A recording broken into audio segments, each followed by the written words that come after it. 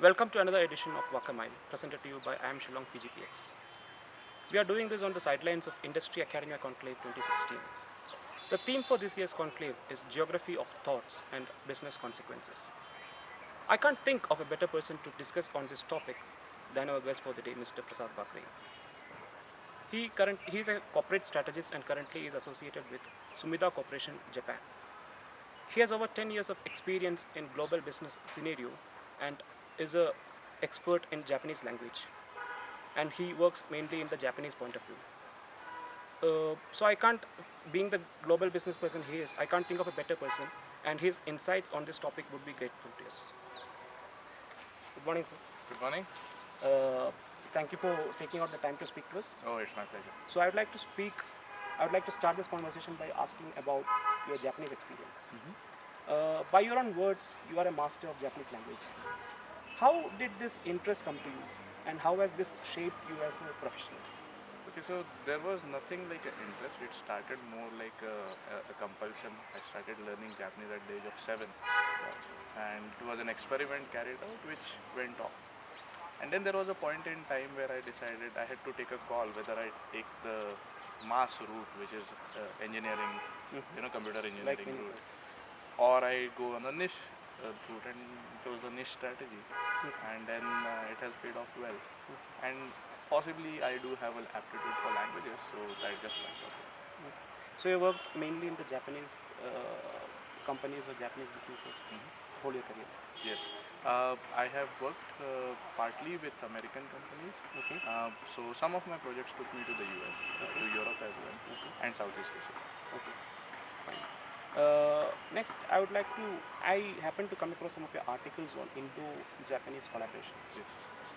One interesting thing or a point that I noted was your observations on cross-cultural management issues and issues like language barriers and communication gaps. Sure. So, how do you think these help shape the collaboration, or when do you think these issues crop up and it results in the breaking down of a cooperation? Sure. I would like to mention over here that the language does play the basic role. It's more like a sanitization part of it. But then once the sanitary issues move on, there is a lot more ingrained cultural aspect. So I can talk about primarily three areas where there is a difference between the way Japanese companies look at things and India has. The first one is actually the sense of hierarchy. In Japan, the leader who is supreme, who is higher, gives the direction. He has a responsibility as well, and he would have a lot of say in things. Whereas in India, the leader can be questioned, the methods can be questioned, and sometimes some new methods can be brought in. But that does not happen so often in Japan. The process is very complex. It can happen, but then the process is complex, and not necessarily our professionals in India would have enough patience to go through that consensus building process. That's one thing. The second thing is also that you will see that the way a Japanese company is structured and the way a compensation is structured for that matter is quite different from the Western world on the whole. Typically, you see that CEOs or top executive management gets a very high pay in the Western world or even in India. But then in Japan, at least till the age of 35, that's 15 years into your career, you are almost running at par with your peers, and your compensation is not so much connected with the pay, with your performance. And then that is where the issue comes in. And then there is not much of a culture of changing your jobs. So then you are staying at the same level and going on autopilot. So that becomes a major difference. And definitely, when it comes to India and Japan, all the companies, they start off well, their intentions are well, but then when they come down to all these small issues, there is a lot of tussle, and then one of the sides may think that, oh, it's not working out, and then they go for it. Yeah, but some of these collaborations I've seen have lasted for a long amount of time, and then they're suddenly failed. So, what could be the reason that triggered this?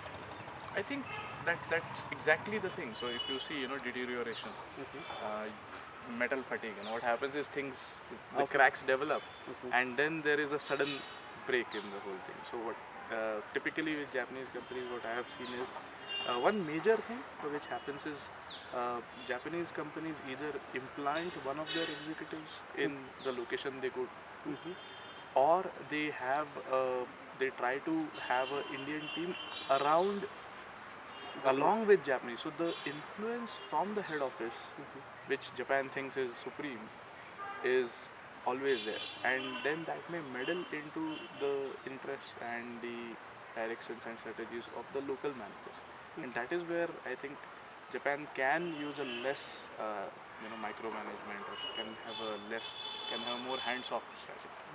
I observed this is the same kind of strategies or same styles that is being followed by Chinese, Japanese, and even South Korean manufacturers. Sure. Companies, not talking of manufacturers.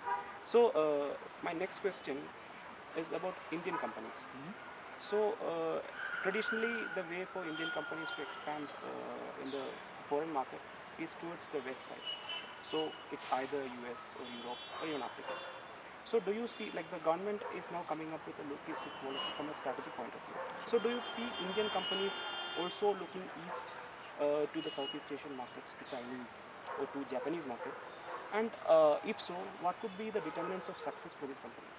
Yeah, I would say that typically when it comes to services industry, India has a lot more matured, at least a matured outlook and thought when it comes to the service industry. But when it comes to manufacturing industry, India still needs to do a lot. There's a long way to go. And then in that area, we can see that you have a lot of different levels of manufacturing, basic manufacturing definitely, but when it comes to high-tech manufacturing, precision manufacturing, that is where Southeast Asia becomes a key partner, potential partner. And then Japan and China, of course, do come into picture. And the whole look east policy then makes sense. So yes, I think that in the coming years, pretty much in the short term, you can see that the Make in India is being connected to the bullet train project, which will be coming up in the next 5 years and so. So there are definitely possibilities. Now, what kind of typical skills that managers should need? I think first of all, managers should have a vision. So the buying of a manager should not be on whether I win or lose this one argument in how to do this project, but it's more about this is our common vision. Some of the things I will let go of, some of the things you let go of, and let's make sure that we reach our vision together. That's one of the areas. And the second thing is also empathy. Like you need to understand where the other person is coming from. You cannot just cut down on the other person and say, no, this is the right. Even if rationally it may be the right thing, but then you need to understand what are the positions and what are the interests out there. So this would be of particular interest to us students who are studying management here, and we are studying from a India and Chinese point of view. So we'll be looking to help businesses grow in the Asian market from the Indian and Chinese market. So my next question is about you recently just completed your MBA in US, Singapore. Like many of us, you also took a break from your career to do MBA. So what do you think is the impact of an executive education like this, and how this has changed your education? I think it's more distinguished. I would say that typically once you get on the journey of doing the MBA, you are actually taking control. You are letting go of the opportunity of getting income for a possible 1 or 2 year period.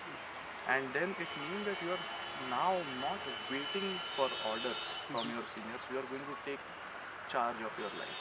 And that's the biggest difference, the biggest shift that happens. And at least that is what has happened in my case.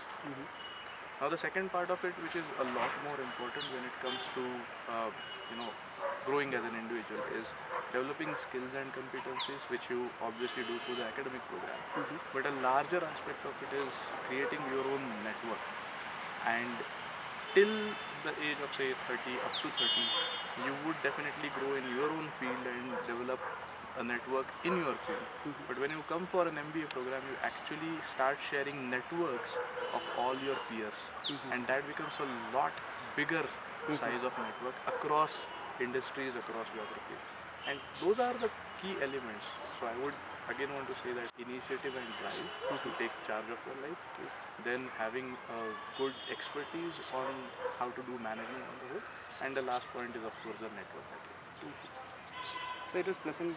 It was a pleasure talking to you on these topics, and I thank you for coming down to Shillong and spending time with us and agreeing to talk on these issues. No, I would thank all of you for having me, and it's been a pleasure, and I look forward to the remaining part. We hope to see you again also. Yeah, sure. Thank you. Thank you, sir.